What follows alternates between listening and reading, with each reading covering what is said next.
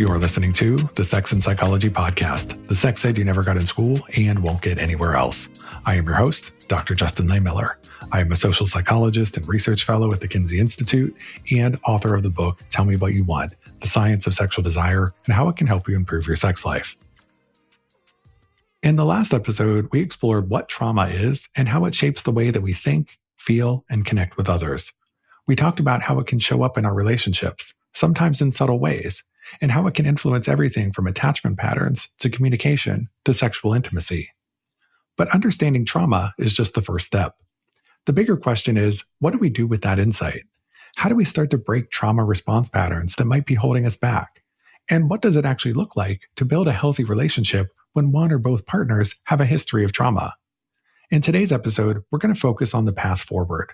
We'll talk about what healing can look like in relationships, what it means to be a supportive partner, and some practical steps people can take to start moving in a healthier direction, including learning new ways of relating, communicating, and creating safety with another person.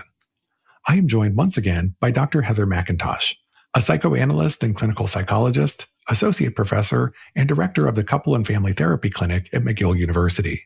Dr. McIntosh is author of the recent books, Healing Broken Bonds, a couple's workbook for complex trauma, as well as Developmental Couple Therapy for Complex Trauma, a manual for therapists. She is also host of the podcast Healing Broken Bonds, which is a podcast for trauma-impacted couples and therapists. This is going to be another fascinating episode that you won't want to miss. Stick around and we're going to jump in right after the break. If you're looking to gain a broad understanding of human sexuality or refresh your knowledge, check out the next Human Sexuality Intensive at the Kinsey Institute. Participants will explore foundational concepts and recent developments across a range of topics related to human sexuality through an interdisciplinary, evidence-based lens. Topics will include sex, gender and sexuality, identity and intersectionality, sexual behavior and consent, dating and relationships, and more. This course is open to both emerging and established professionals looking to specialize their knowledge, as well as those seeking new career directions. Previous participants have come from all over the world, and those who successfully complete the program will receive a course certificate from the Kinsey Institute. The next intensives will be in May and June of this year. To learn more, visit kinseyinstitute.org or check the link in the show notes. Okay, Heather, in the previous episode, we talked all about how trauma shapes the way that we think, feel, and connect with our partners. So let's start here. We know that trauma can shape relationships in powerful ways, but can relationships also become a space for healing? Oh, of course. I think it's the absolute best place for healing. Mm-hmm. Now, is that complicated? Yes. Is it challenging? Certainly at times it is. But also, this is why I got into the research and practice I did, because in the early 2000s when I was in grad school, at that time, it was absolutely not kosher to provide couple therapy to trauma survivors. It was considered a contraindication. And it was considered, oh, that's going to be too difficult or too disruptive. So everybody should go off and do their individual therapy. And then when they're healed, they should come back. Well, that's all fine and good, but what does that mean for the couple that's left floundering with no support during that time? And what we started to really see was how powerful the witnessing experience could be. Like in our first research study, the couples that did more discussing about the experiences they had in earlier life had better outcomes. So the more they were able to talk about the traumatic things that had happened to them, the better their outcomes from the therapy were. And so we know that having the attachment figure in the room of therapy is very powerful. Of course, we as therapists are one attachment person, but we're not the primary attachment person.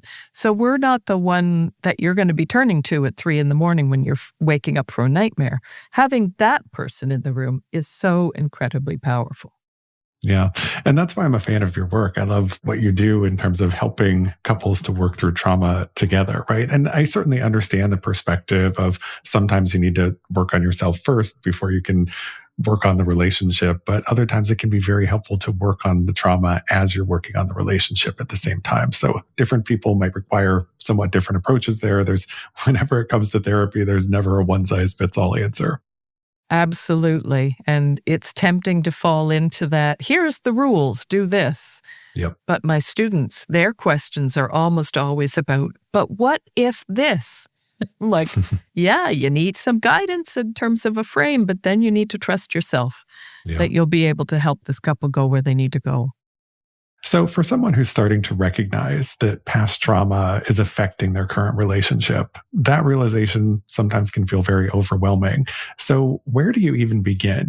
What are some of the most important first steps you can take if you want to work on some trauma that you're processing? So in the couple context, it's important that the partner understand what's going on, even at a really basic level. One of the most harmful parts of the old everybody separates, does their own therapy, and then we come together later is just the tendency of people to go off on their own and do this stuff, whatever it is, and then come back feeling isolated. You don't build attachment by working on things by yourself. Sometimes, as you say, it's necessary. But part of how we work with couples is by building shared language. So every couple that comes in and identifies trauma as a part of their story, we work them through a whole lot of let's get on the same page. So, okay, how is trauma affecting you right now in your life? How is it affecting your partner? What's it look like in terms of you as a couple? And what's the fallout on your capacities around emotion regulation, perspective taking, reflection, your sexuality, your ways of being close, your attachments? We look at all that stuff in a very, here we are. This is just the story. No guilt, no shame, no judgment. Let's all get on the same page. And when we start from a perspective of, hey, we're all just going to get to know each other in this different way. People can know each other very intimately, but still not know these things about their partner. So when we start from that perspective, it's low stakes, low stress, very much about, okay, let's just understand these things about each other, and then we go from there. And the couple can then say, oh, I didn't even know that thing about you. And we're not talking about the details of the trauma. We're just talking about what does it look like now? Yeah, thanks for sharing that. I think, when it comes to having these conversations with our partners, it can be very challenging, right? Oh, because yeah. we need to be very vulnerable and talk about things that maybe we've never talked about with anybody else in our lives. Yeah. And so there can be that fear of being misunderstood or judged or even fear of rejection. I'm sure comes up a lot in these cases. So do you have any tips on how do you approach this situation or this conversation in a way that's going to build that sense of connection and safety rather than creating pressure or emotional distance?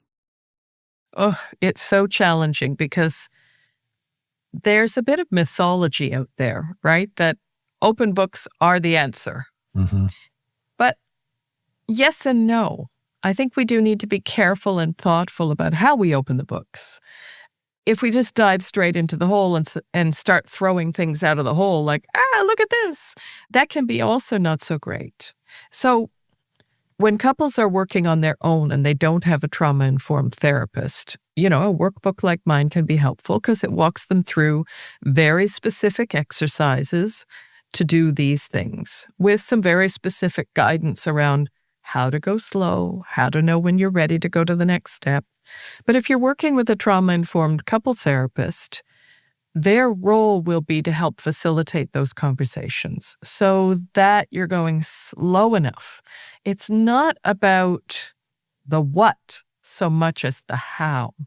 That we need to go slow, we need to be thoughtful, and we need to be really holding each other in mind. So if I'm telling my partner a horrible thing that happened to me, it can be really easy to fall into the trap of believing that's only about me. I'm telling you this horrible thing that happened to me. But your partner, who loves you more than anyone else in the world, is also going to have a big response to that. So that's where the therapist can come in handy in holding both of them and all of the responses without anybody feeling like they're left in the dust or that it's too overwhelming. In the therapy world, we talk about this thing called the therapeutic window, which is a fancy term for If you can't think, if you can't breathe, if you can't talk, if you can't feel your body, you should probably stop and slow down. Because it can be really easy to go into override and say, oh, the therapist told us we should say all these things to each other about the stories that the traumas we've had. And it can be, really easy to override our embodied knowledge of what we're ready for and just vomit it everywhere. And that doesn't help anyone. Early in my therapeutic life, I can remember being attracted to that myth that getting it out is the answer. But then I'd have people coming back the next week after some big disclosure, and they wouldn't have remembered that we even had the conversation because they told me the things, so now I know them, but they were so outside of their comfort zone that they had to dissociate. So we're helping the couples figure out how to have those conversations in ways that are fully present, fully engaged, safe, and also relevant. When we're talking about trauma, it's in the couple context. How is this relevant to the couple context now? So even when we're moving into a later stage in the therapy, when we're actually talking about specific trauma, we're talking about specifics in relation to the relationship. So how does this experience impact how I show up for you now? And how does the impacts of those experiences show up in you in terms of how you respond to me? Yeah. So in these situations, we need to look at how each of the partners is responding to one another. And this has me thinking about, from the partner's perspective, there's often, like, if you have a good partner, there should be a desire for them to want to help. But there's also a lot of uncertainty about what does help and support actually look like, when you're partnered with somebody who has a history of trauma, because sometimes you can feel like you're the one who's kind of slipping into the role of therapist, or that you're responsible for trying to fix your partner or trying to fix the relationship. So let's start with what doesn't help, right? So if you're somebody who's partnered with somebody who has a history of trauma, what should you not do in terms of trying to support them? Well, definitely trying to hijack the process is not that helpful.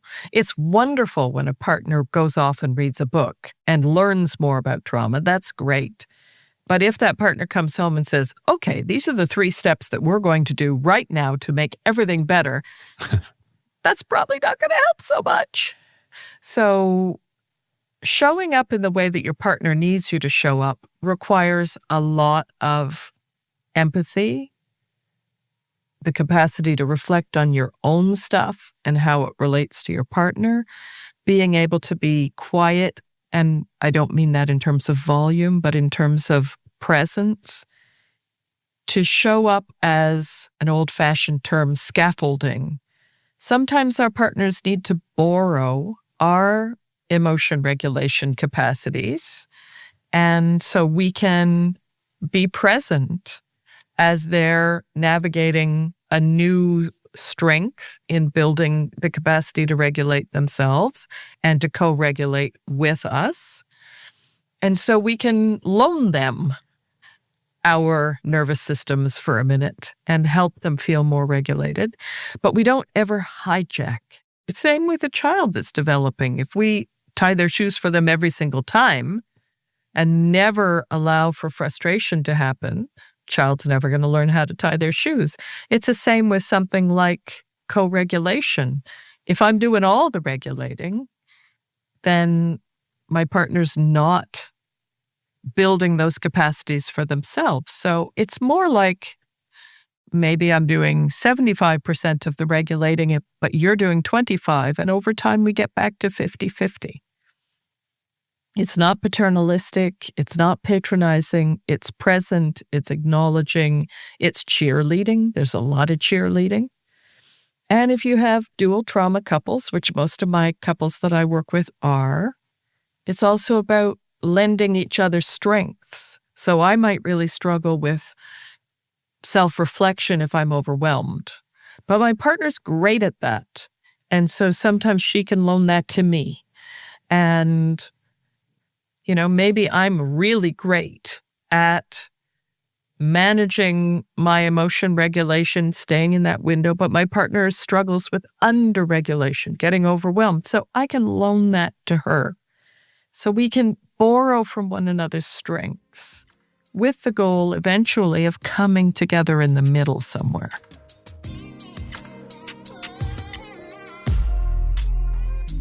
Let's be honest, navigating the world of libido supplements can be confusing. There are so many different products on the market that make big promises, but finding one that actually lives up to the hype is tricky.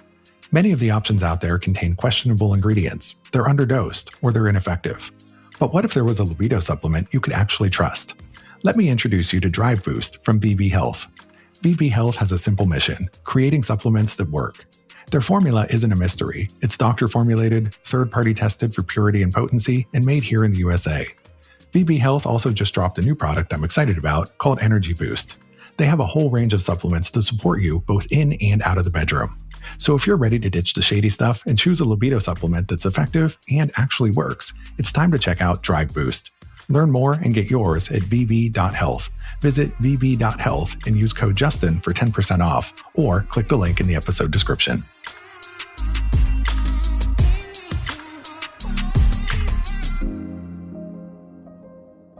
Yeah, I love this idea of borrowing from one another's strengths and working toward a goal.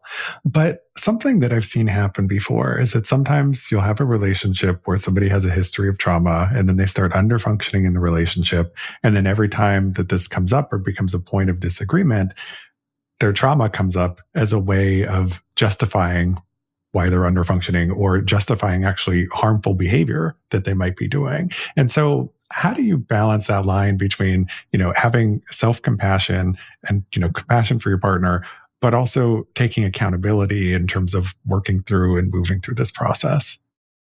Oh, that's so painful because the reality is, for so many, we come through our early developmental time without getting the things we need. And for so many of us, it's also like, how do we hold the image of what a different will be or a better will be, having never experienced it? Mm-hmm. And so for a lot of folks, we're walking around in the world with this hope for something we actually don't know. And so we pick it up from TV shows or novels. So we pick up this image of what a relationship that's better or healthier or more loving will look like. And then we wander off into the world. And we get into a relationship with a real person. And that real person is like, hi, I'm a real person. And then they don't do all the things that the novel or the TV show or the fantasy suggested to you that they should.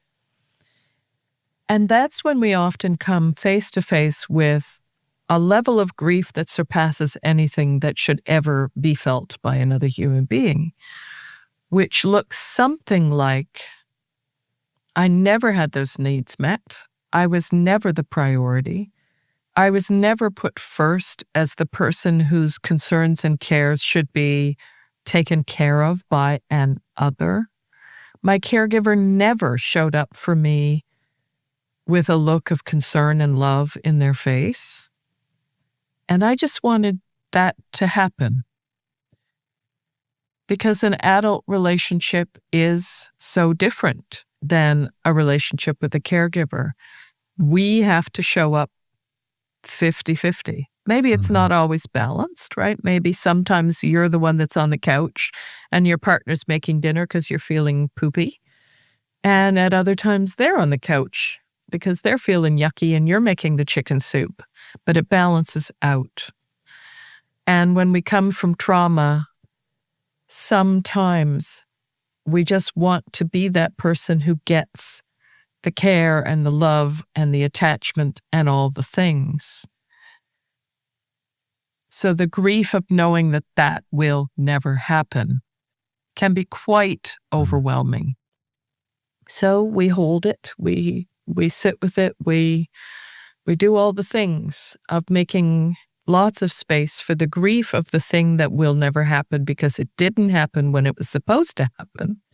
And then we try to help that person show up in all the ways that they need to as an adult in a relationship, while also coaching their partner to nurture and care for them in some of the ways that were needed and weren't responded to, but that still maintain the adult nature, the reciprocal nature, the 50-50 nature of an adult relationship. Yeah, I love the way you explain all that. You just explain all of this so eloquently, and it makes so much sense. But I want to talk about sex for a moment, right? Because that's one of the areas that can be most impacted by trauma, as we discussed in the previous episode. And it's also one of the hardest for a lot of people to talk about. So I guess as a starting point, if you're working with couples with complex trauma and they're having sexual issues, do you start by taking sex off the table first? Like, do you need to work on other things before, or how does that work? So, like everything else, there isn't a rule. And some couples will tell me everything else is horrible, but sex is amazing. I'm not going to take it off the table for them.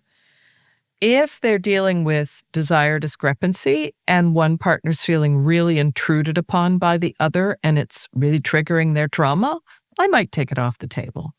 But ultimately, it's about how can this couple regain a sexual connection that fits with both of what they need. Sometimes a desire discrepancy is just a desire discrepancy, right? It's not something that needs a lot of rocket science to work on. And we just do the traditional things that any couple therapist would do around negotiating consent, negotiating initiation, making decisions about how, when, where, and why. And if there are other or alternative activities that might be acceptable with the couple.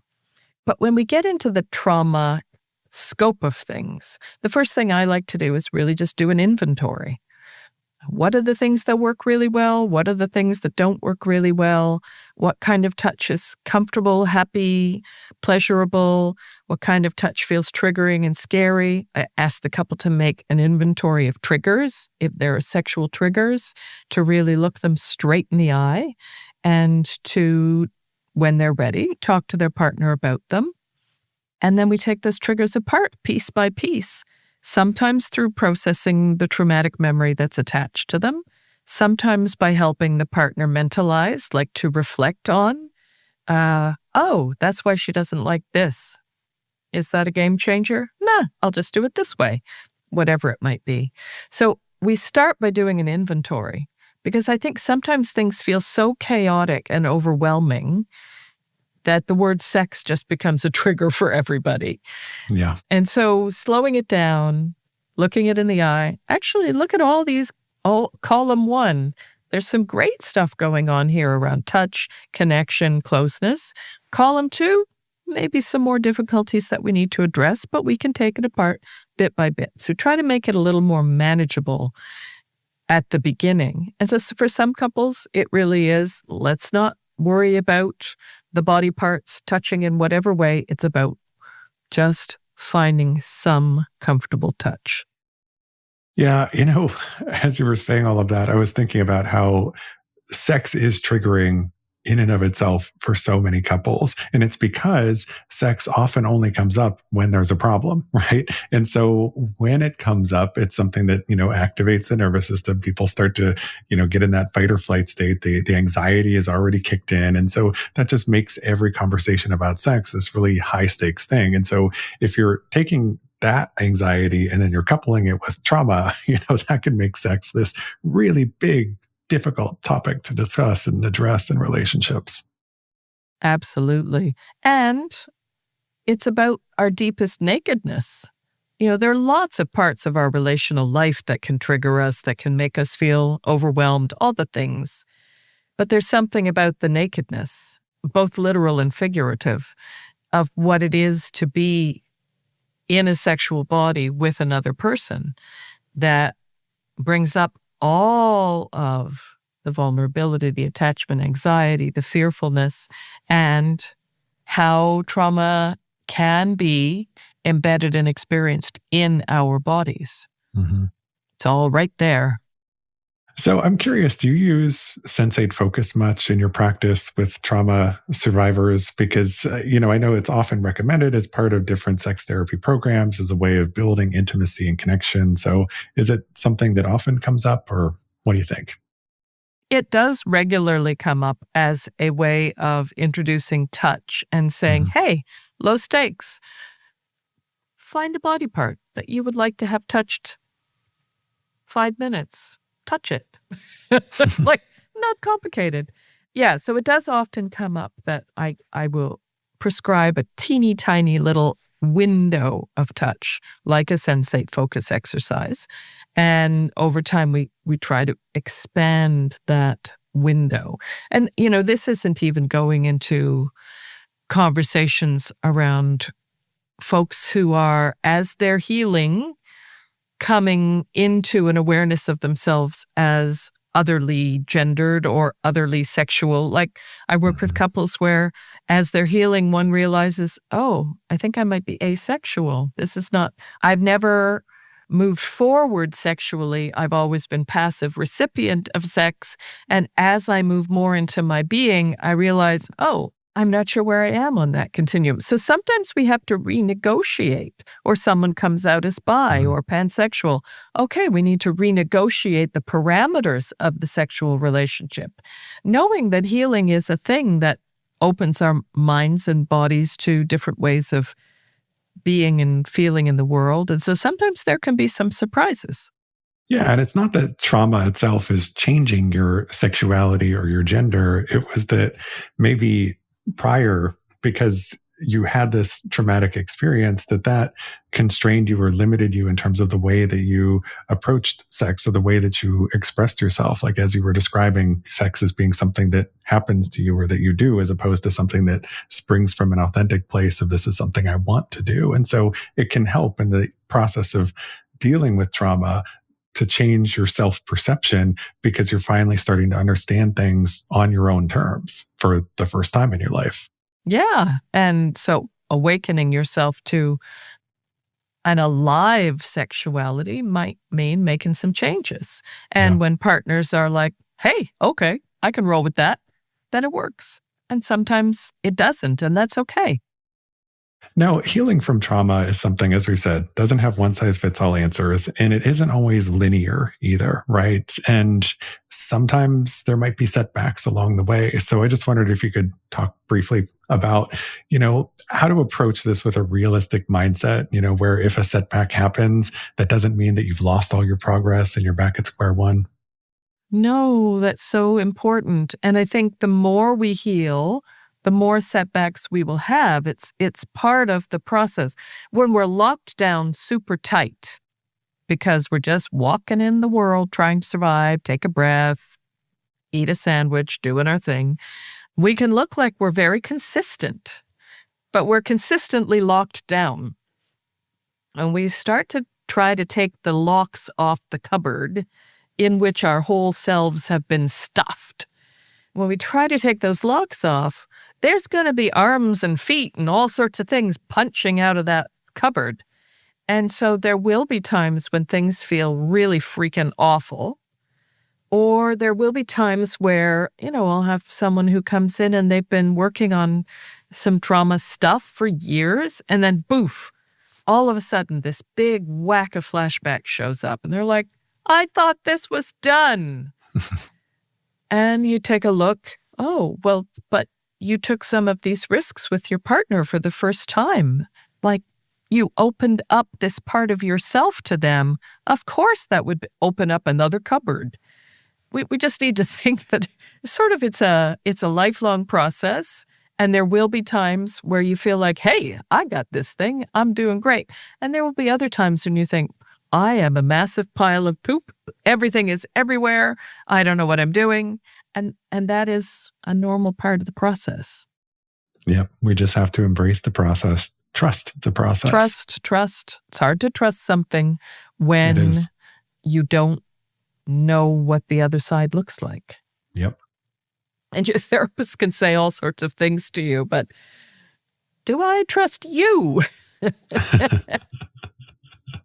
All right. So my last question for you, some people feel like they're stuck in patterns and they have this trauma that they want to work on, but they feel it's just sort of overwhelming. So for that person, what gives you hope? What have you seen in your work that shows that real change is possible and that we can work on these traumas?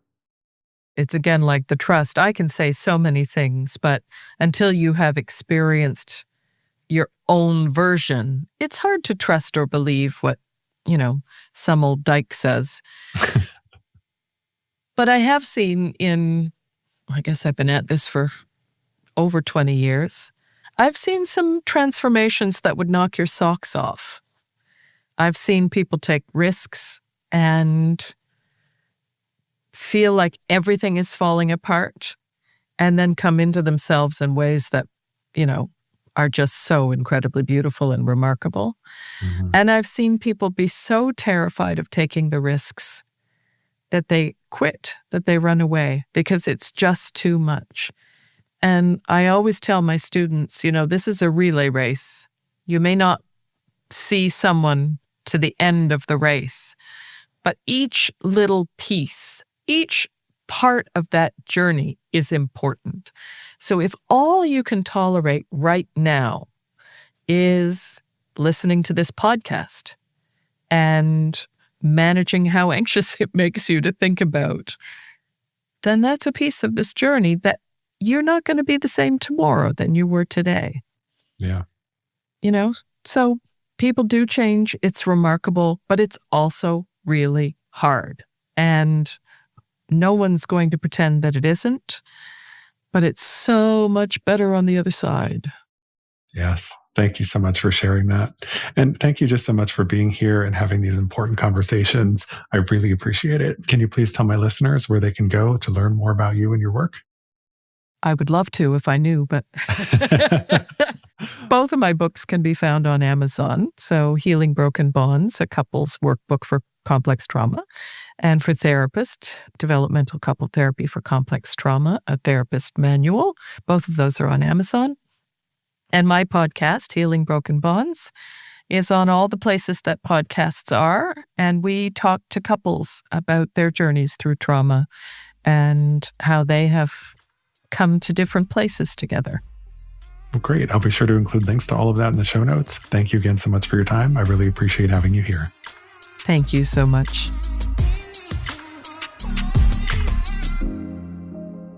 Thank you for listening. To keep up with new episodes of this podcast, visit my website, Sex and Psychology, at sexandpsychology.com, or subscribe on your favorite platform, where I hope you'll take a moment to rate and review the show. If you listen on Apple Podcasts, please consider becoming a Sex and Psychology Premium subscriber to enjoy ad-free listening for just $3.99 a month. You can also follow me on social media for daily sex research updates. I'm on Blue Sky and X at Justin Lehmiller and Instagram at Justin J. Lehmiller. Also, be sure to check out my book, Tell Me What You Want. Thanks again for listening. Until next time.